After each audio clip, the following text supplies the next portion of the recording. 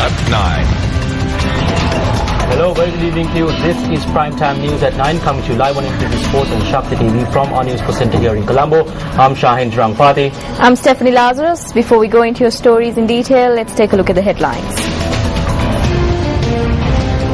Headlines on Newsfirst at 9. 48-hour detention orders for suspect in the murder of journalist Melguna Sekara. Protests at several schools citing various issues.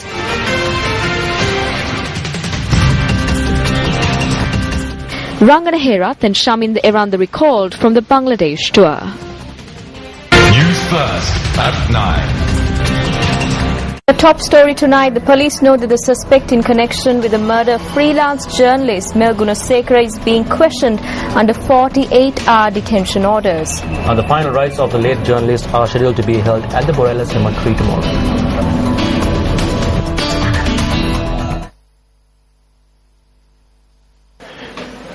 Freelance journalist Melguna Sekara is believed to have been murdered at her residence located in Sugatipura, Battaramulla by an individual who was employed as a painter at her house. According to the police, the suspect is a 39-year-old father of 3 and a resident of Dompe. The suspect making his way to the residence of Melguna Sekara had been recorded by CCTV cameras in an adjacent house. The police, who were able to obtain the alleged killer's telephone number from a relative of the late journalist, were able to pinpoint his location using mobile signal towers. The suspect has confessed to the police that he had broken into the house of the late journalist to rob the house, as he had observed that the victim regularly leaves the house on Sundays for religious observances. His confession further stated that he had entered the house through the back door and had murdered Melguna Sekara as he was frightened that she had identified him.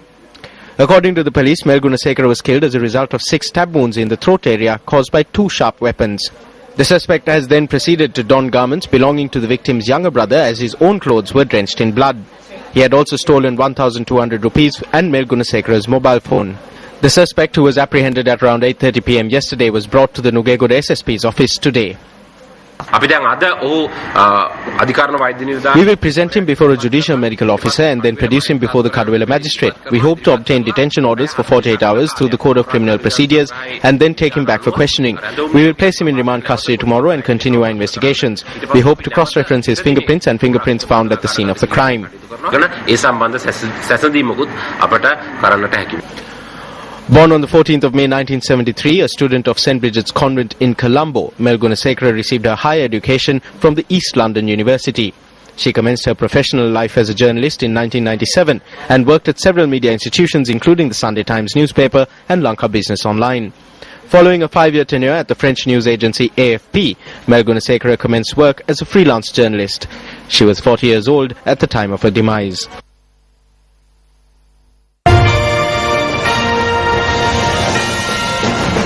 The signing of nominations of the United People's Freedom Alliance for the Western Province got underway this evening.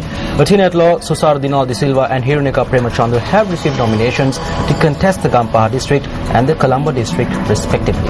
According to former Chief Minister of Western Province Prasanna Ranathunga, he has been named as a group leader of the Western Province, while former Minister of the Western Province Nimal Lamsa will function as his deputy.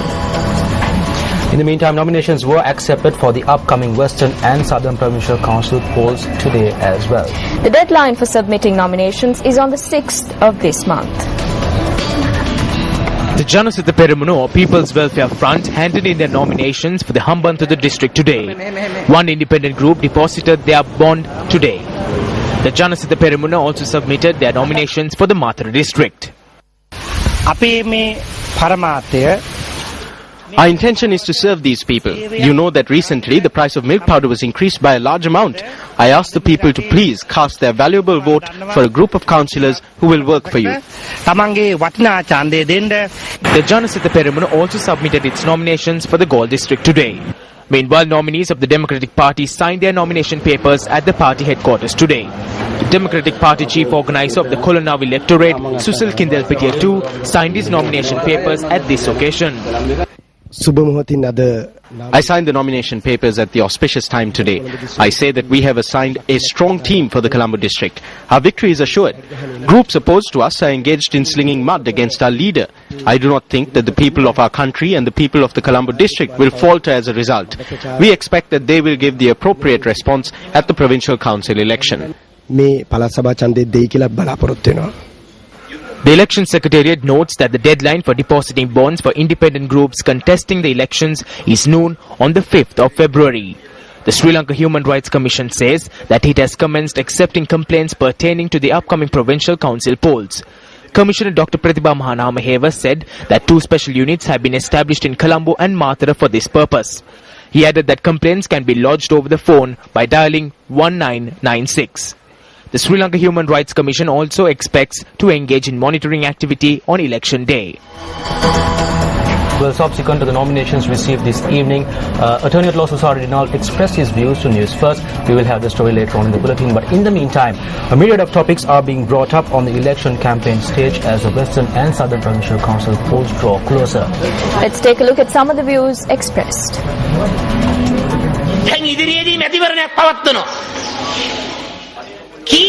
An election is to be held in the near future. How many bottles of arak will be forced down people's throats in order to secure the vote? Think, is this right? Do you cross the box when you are drunk? Do you have to be given alcohol to cast your vote? These are important questions. These are questions that every politician must ask, regardless of their party affiliations.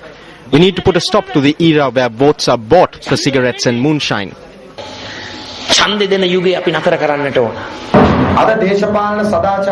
Today, at a time when political morals are deteriorating, we must step forward as the young generation.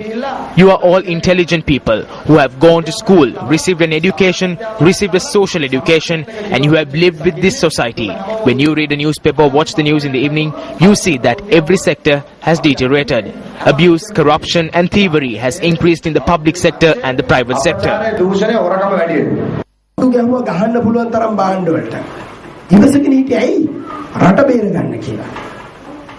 They taxed as many goods as they could and you were patient. Why? To save the country. You went hungry and you made sacrifices with your children's education. What did you do? You helped to end the war. What did the government say? They said they would give you a wonder after the war. Where is it?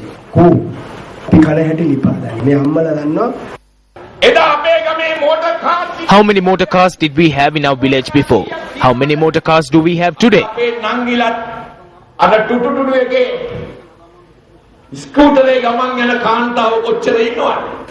How many women are traveling in scooters in this country? Today, all electrical appliances are working in these homes and therefore the electricity bill is a little high. We have some difficulties with the change in our expenditure pattern.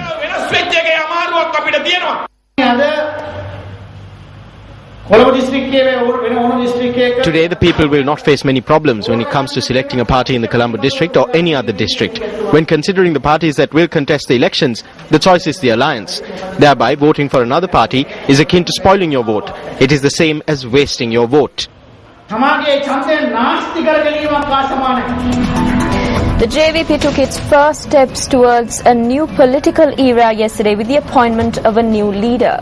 Let's take a look back at the history of the revolutionary leftist movement, which began 49 years ago.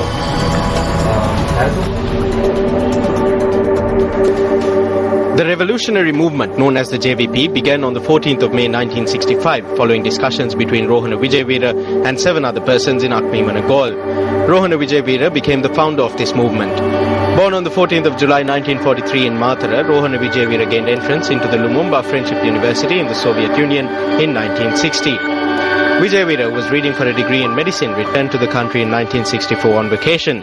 He was denied visa and was unable to return to the USSR to continue his studies. It was then that he began his battle for the oppressed. In 1971, the JVP suffered a setback following its anti-government uprising under the leadership of Vijayveera. It once again entered the fore as a political force during the latter half of 1976. Vijayveera, who was imprisoned, was freed following the 77 general election. By 1982, the JVP had registered themselves as a legitimate political party and Rohana Vijayveera himself made preparations to contest for the presidential election.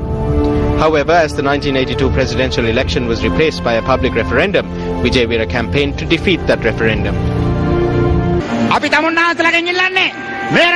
What we ask from the people of this country, the innocent mothers and fathers, the workers that number over 4 million, is to remain vigilant. No one has the right to take away the rights of the people.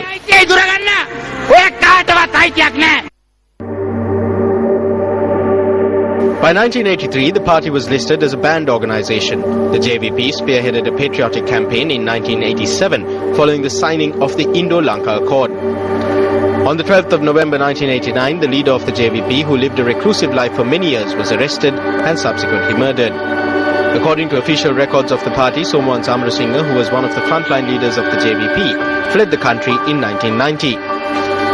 Following the death of Vijay Veera, Somohan led the JVP from overseas from a number of countries before returning to Sri Lanka in 1994. Amarasinghe, a resident of the Anthagama area in Payagala, was an old boy of the Kalutara Vidyalaya. He entered active politics in 1969 and for several years Amarasinghe carried the helm of the JVP. He decided to step down from the position yesterday and handed over the reins of the party to a new leader. The move by Somohan Samarasinha to step down from the party leadership before party supporters began to doubt his leadership capabilities was praised by many party activists.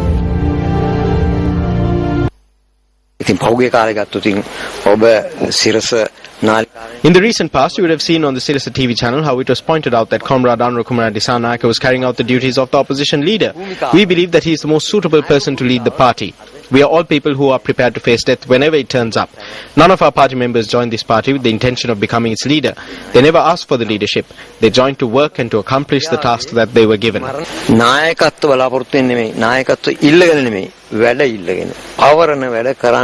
on the 24th of November 1968 in Tambuttegama, Anurakumara Dissanayake entered the Kalniya University in 1991 and earned his degree. He joined the Janatha Vimukti Peramuna in 1987 and entered full-time politics by 1988. By 1995, Anurakumara Dissanayake rose to become the national organizer of the Socialist Students' Union. The same year, Dissanayake broke into the JVP's Central Working Committee and entered its Politburo by 1998. He was first elected to Parliament in 2000. In 2004, he functioned as the Minister of Agriculture, Irrigation and Land. A vocal member of the opposition, Anurakumara Dissanayake was named the parliamentary group leader of the JVP in 2008. He becomes the third leader of the JVP, which is nearing its 50th anniversary. At the 7th convention of the JVP, we adopted several proposals on bringing changes to the country and a change in the political journey of the country. We invite all people to join us in our journey to change this country. Rally around the Janatha Vimukti Peramuna. Under Disanayake's leadership, 5 important proposals were passed during the convention. Titled Our Vision, the proposals aim to create a diverse human resource, a new, more industrial nation, a just society and a peaceful society. පක්ෂයට අතිශය අහිතකර ලෙස දෝහි ක්‍රියාමාර්ගවල නිරත වූ කිසියෙකුට මේ පක්ෂයේ දොර යලි විවෘත කරන්නේ නැහැ.